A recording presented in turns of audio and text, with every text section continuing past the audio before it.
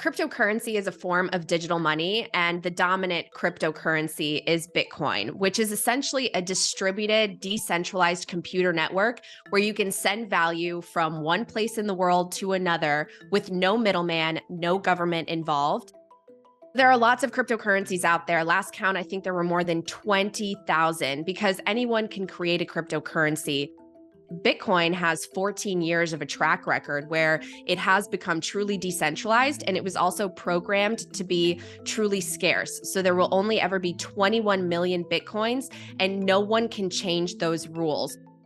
These people that are known as cypherpunks, they really wanted to create a form of digital money so that people could transact value online in a way that was private and in a way that was separate from the government. It was the result of decades of computer science and programming trying to figure out how you can send value from one person to another, but in a way that truly sends it without it being a copy, right? Because if you think of something like an MP3, if I send you an MP3 via email, we both have a copy of it. So Satoshi Nakamoto and the developers that came before him created a way where when you send a Bitcoin, it transfers from me to you, and I no longer have the copy, and it can be verified on the blockchain, which is essentially a digital ledger. Bitcoin trades on an open market 24/7. The US dollar price right now is more than $16,000 per Bitcoin. At the height, it was nearly $70,000 for one Bitcoin, and now it's fallen in this bear market.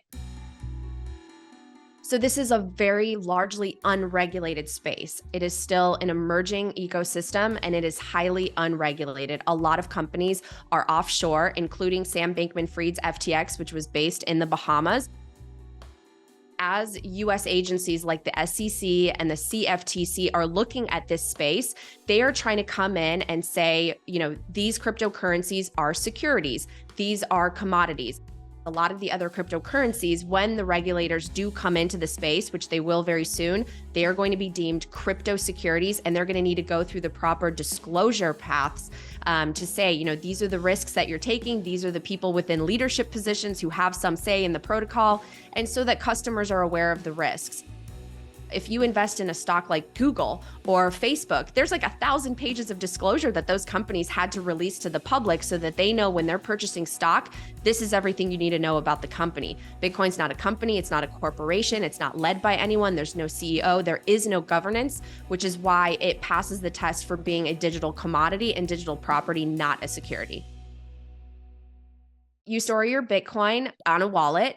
The safest way is to, when you purchase your Bitcoin, take self-custody and put it in a cold storage wallet, which means only you have access to it. You have a seed phrase that is essentially like the password. You have to keep that safe, and you are becoming your own bank in a sense. Whereas if you trust a third party and you leave your Bitcoin on one of these exchanges, you do have that counterparty risk where if something happens with the exchange, your Bitcoin could be vulnerable.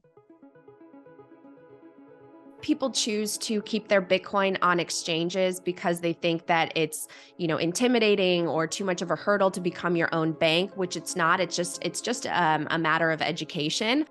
I think that some people also, with the case of some of these cryptocurrency exchanges that have since gone under, they were chasing yield. So essentially, if you kept your Bitcoin or your other tokens on some of these platforms, you could earn like 2, 6, 8% yield on top of the token, which unfortunately we're learning that the reason that they were able to pay out the yield is because they were taking a lot of risks that ultimately ended in the collapse of those platforms. And so it was a risky endeavor for people to leave their tokens on these exchanges for yield. The safest way is to take self-custody, which didn't happen in the case of customers of FTX. They were storing their Bitcoin and their tokens with that company, which has since gone under because they suffered a bank run.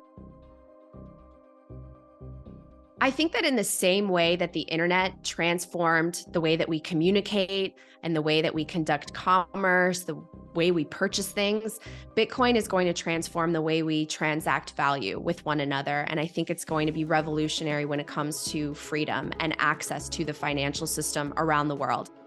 And there's going to be a lot of people who are not only holding it as a savings technology, but also transacting in it in various economies around the world. I think Bitcoin will be a dominant money, and in my opinion, the best savings technology that has ever been invented.